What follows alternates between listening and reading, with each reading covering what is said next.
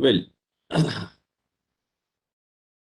I hope you are able to see the word file now, and me also. So Yes. today we are going to start with a new theory of history that is called cyclical theory of history. इसको हिंदी में चक्राकार इतिहास का चक्राकार सिद्धांत कहा जाता है. जैसे कि अगर we are a bit familiar with the Indian belief system that there is a concept of yugas. हमारे यहाँ पर हिंदू ट्रेडिशन में, भारतीय ट्रेडिशन में एक युग का कंसेप्ट है. ऐसा माना जाता है कि सतयुग था सबसे पहले, जो कि बहुत प्योर था.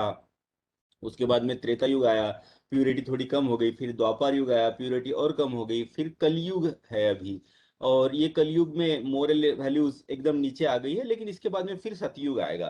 तो जिस तरीके से हमारे एंसेंटर्स ने सोचा है अपने पास्ट के बारे में, अपने जीवन के बारे में, उन्होंने सोचा है कि there is a cycle in the human life. There is a cycle in the life of the universe. From the top level, it goes down, down, down, down, down, and then again it starts coming up and reach to the pinnacle, reach to the height. तो इस तरीके की belief system जो थी, it is not only existing in India, it is more और less with little variation. कुछ variation के साथ में this we find in many civilization. For example Chinese एक ट्रेडिशनल बिलीफ है कि अभी तो साइंस भी इस बात को मानता है कि माइक्रो ऑर्गेनिज्म से ही सारी सृष्टि बनी है. माइक्रो ऑर्गेनिज्म सबसे पहले थे छोटे छोटे जीव थे, और उस वो सब एक एक साथ आते गए, और there are different species that has evolved, and human being has also evolved from the same. तो चाइनीज में एक बिलीफ है कि माइक्रो ऑर्गेनिज्म से ही ह्यूमन बीइंग हैज इवॉल्व हुआ है, और ये जो सारी जीव सृष्टि उसमें human is at the top. And इसका फिर लेकिन डिग्रेडेशन भी शुरू हो जाएगा. From human level it will go to the animal, and then again it will go back to the slowly to the that very small microorganism level, and then again there will be rise. So it goes in circle. लेकिन Jews and Christians में generally हम लोग ये देखते हैं कि among Jews and Christian also there is a belief that we are committing sin. Earlier जो life था, आदम एंड ईव की स्टोरी है, that was a very pure life, and human being also used to stay in paradise with the God. And now there is a degradation, but at the same time, at the end of this life, at the end of this universe, the God will come, and he will deliver justice, and again that pure form, pure life will start again. In case of Islam, however, it is linear. Islam believe that you just live the life once. एक ही बार हम लोग जीवन जीते हैं, और अंत में कयामत के दिन हमारा सबका फैसला होगा, किसको जन्नत मिलेगी और किसको जहन्नुम मिलेगा. So this is a traditional belief. uh, among the historians, now ये तो traditional religious belief है, but among the historians also there are certain historians who had approached the past and try to understand if there is a cycle in the rise and fall of the human civilization. And इसमें notable जो है, एक Italian scholar थे Giambattista Vico, and he wrote 3 volume book universal laws. And उसमें भी उसने ये समझने की कोशिश की है. ही ट्राई टू हाइपोथाइज कि human life goes through cycle. सबसे पहले नोमेडिक प्रिमिटिव स्टेज में ह्यूमन बीइंग थे. बाद में next stage come, that is a heroic stage, and इसमें administration was in the hands of the brave. Then after that comes classical age, and in the classical age the leadership of the society was intellectual people. Intellect and thought was given a lot of importance. And the fourth stage will come, that is a common people, they will also want share in the power, and there will be a lot of changes that will come in the social practice.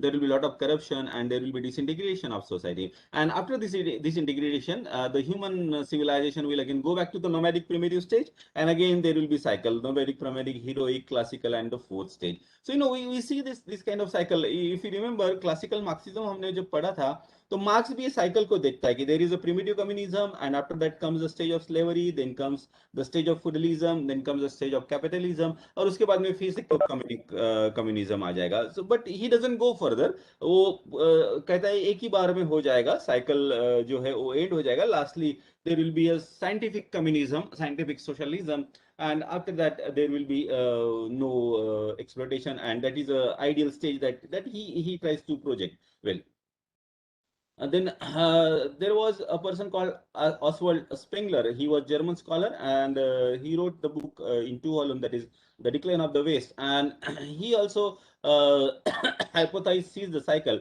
He says that human beings were nomadic and primitive, and then they become stable with the discovery of agriculture. and after that the culture develop, administrative machinery develop, and the fourth stage, comes when we all will live these values, and there will be a lot of injustice, and again there will be conflict, and there will be decline of the civilization, and after that the primitive stage will come once again. Well, now, this is the kind of background, but the very important contribution that is made in understanding the cyclical rise and growth and decline of the civilization is by Arnold Toynbee, whose period was from 1889 to 1975, 20th century British philosopher. And his uncle was also Arnold Toynbee, who was a very well-known economic historian. So sometimes they are confused, but we should remember, though the name is same, Arnold Toynbee is a person who is a famous philosophical historian. Uh, and this is a little bit of background, like where he has studied Winchester College, Bilal College, which I am not going to elaborate in too much of detail. मैं ज़्यादा detail में नहीं बताऊंगा, because these are the things which you can read and understand. Then he worked at Athens also, then England Bilal College, and then British Foreign Service Office में भी वो थे. Paris Peace Conference जो हुई थी at the end of the First World War, उसमें भी वो participate उन्होंने किया था as a representative from England side. And then he was also working in the University of London. Then he was also newspaper correspondent, very talented person seems to be, and London School of Economics. And the very important contribution that he has made to the philosophy of history is writing of 12 volume. एक 12 volume उन्होंने लिखे, बहुत बड़ी किताब लिखी, and the title is A Study of History, and this is published over a period of almost 30 years, 1634 to 1934 to 1961.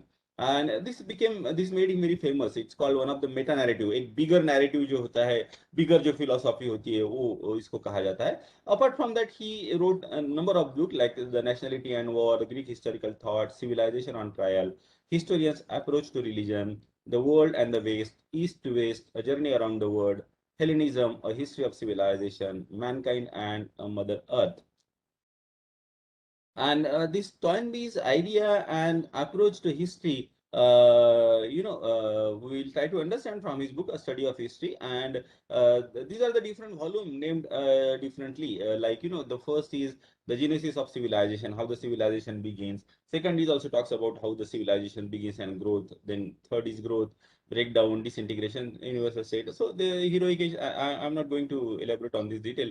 This is there in the note, so you can understand what volume speaks about what topic. But this 12 volume, which is a very big, is being published in the average form. उसको छोटा करके दो volume में भी publish किया. And the person who has done this abbreviation is D.C. Somerville. In fact, D.C. Somerville, when he read his book, he made his own notes. And that notes later on he has shown to Arnold Toynbee, and Arnold Toynbee said, "This is a very good work you have done, abridgment.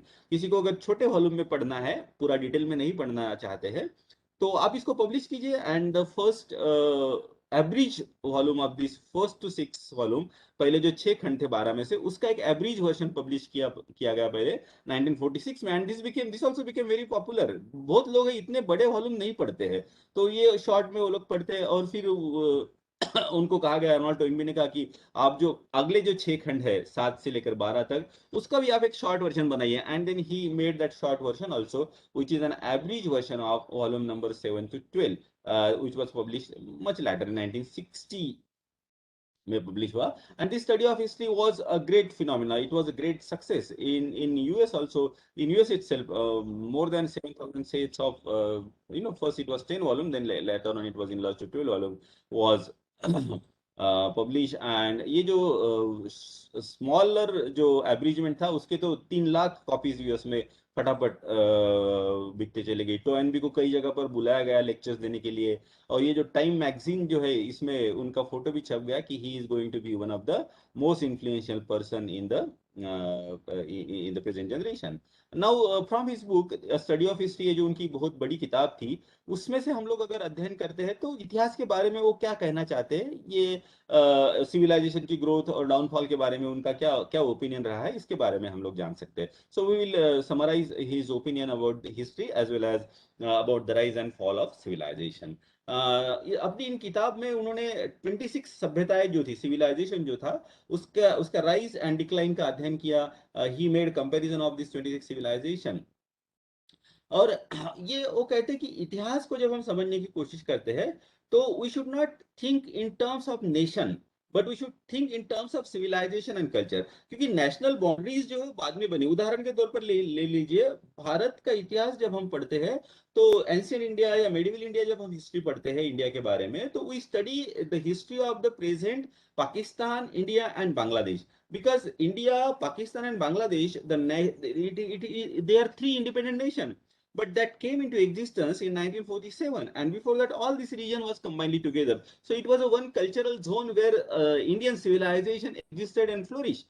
So if you want to understand the past in the proper perspective, instead of thinking about nation, we should think about civilization. That is a very important, important statement he makes in the beginning of his history writing. And he says that nationalism many times, it distort the history.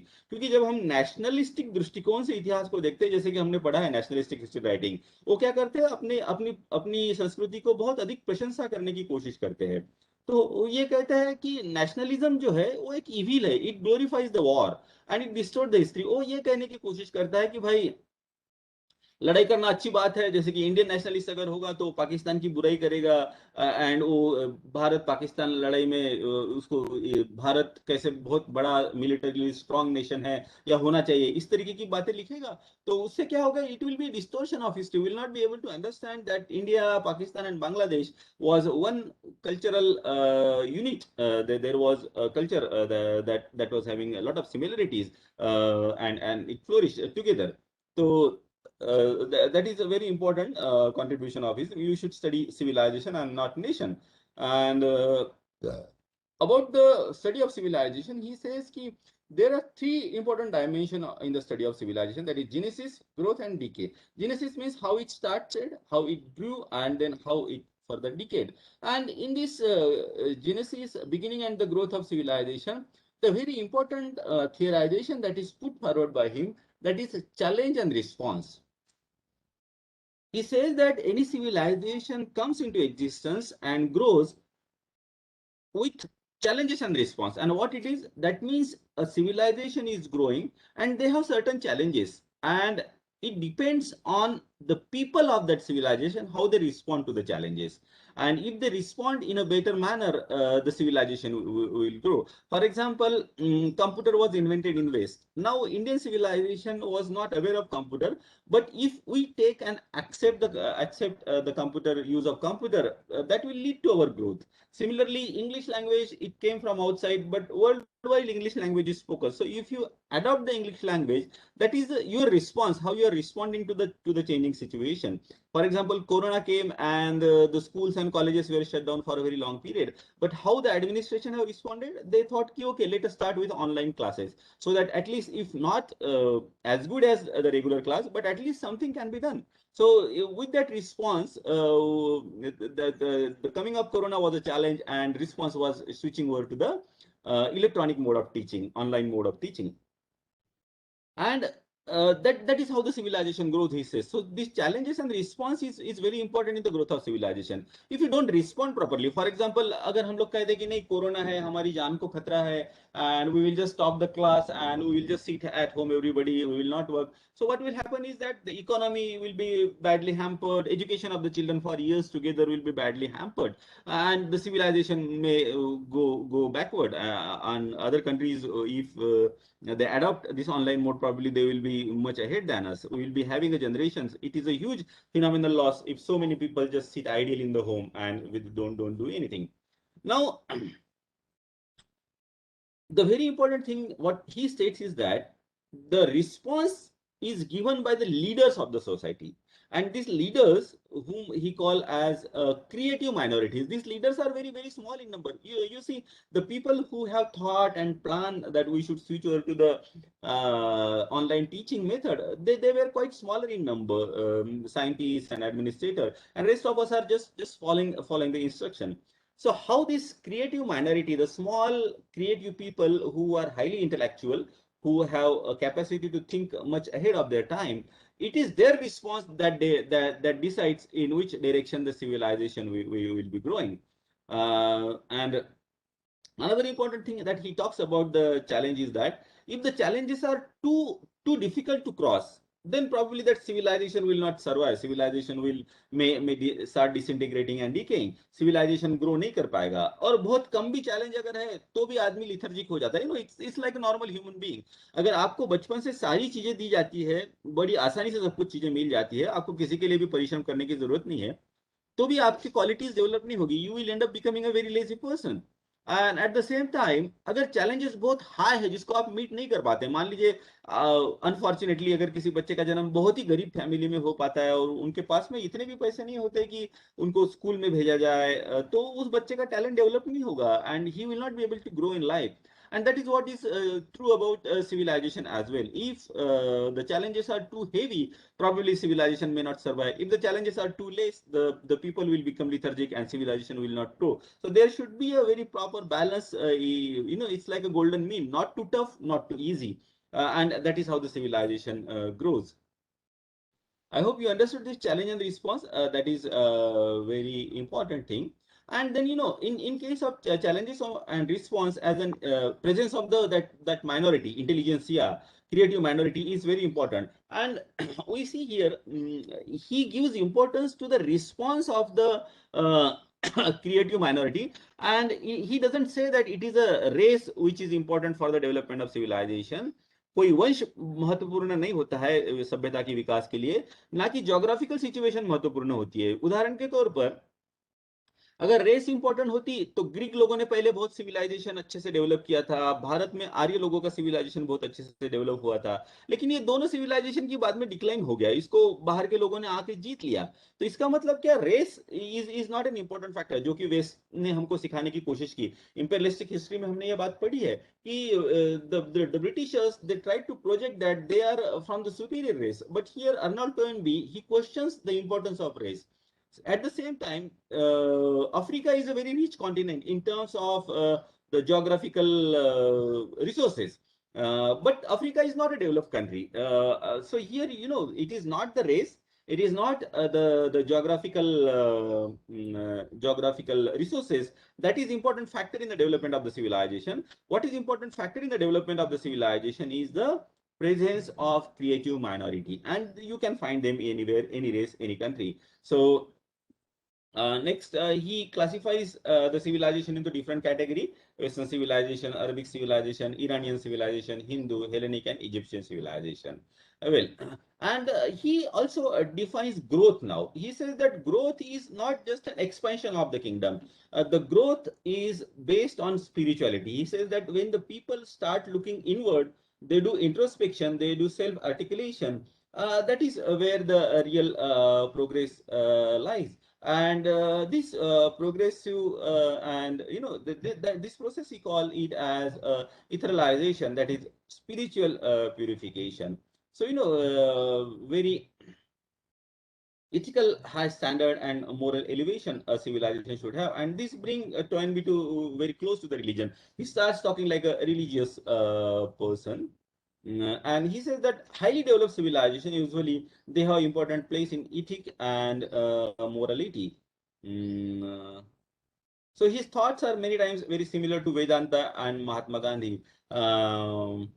And he also believes, like Mahatma Gandhi, he also believes in simplicity. He says if the civilization or the human life becomes more complicated, that is, it becomes a cause of his decline. Like, he says that if you are giving a lot of importance to how you are going to dress up, to your clothes, you will not be left with any time to develop your mind. So it is development of the mind and intellect that is more important than the outward appearance, and that goes through with the civilization. Civilization, instead of having an apparent very extensive empire, need to have an internal values, moral values, and that ensures that civilization survives.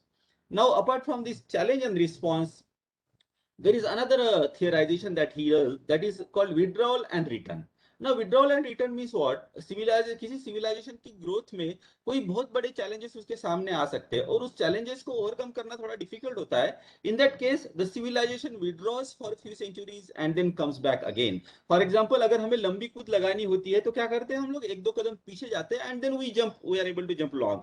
And this is true about the individual human being as well. Gautam Buddha, Mohammad Paigambar and the rishis of India, they have made a very significant contribution to the knowledge and to the growth of the society.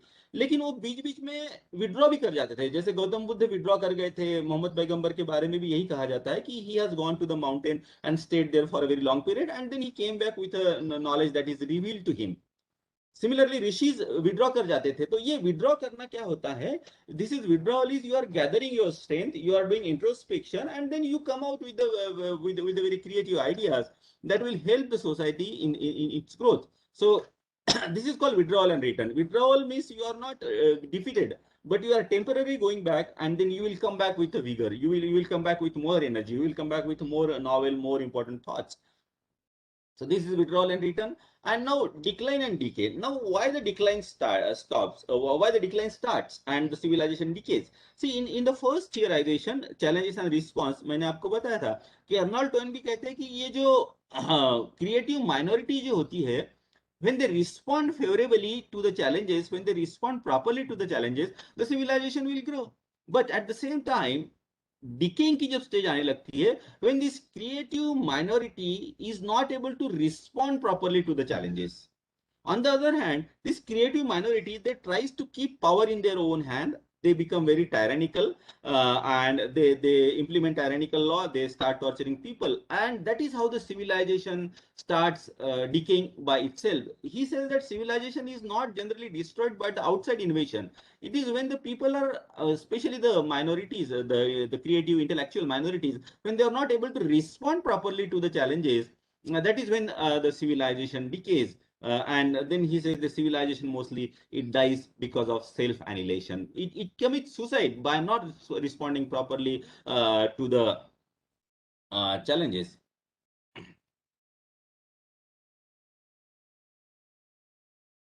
This is a bit elaboration of that. So in the decline phase there could be different stages like breakdown, disintegration, and dissolution. And when this breakdown and disintegration and dissolution stage starts, the people of that civilization, they start taking unnecessary, unusual pride in the past, and they don't have any plan for the future.